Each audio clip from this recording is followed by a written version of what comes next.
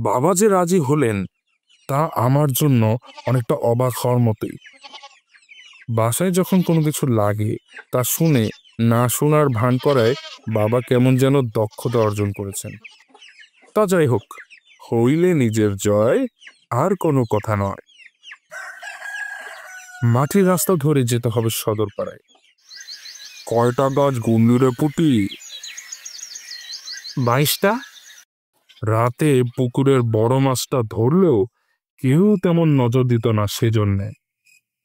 ওই বেটি দেখি জোরে জোরে হেসে উঠল।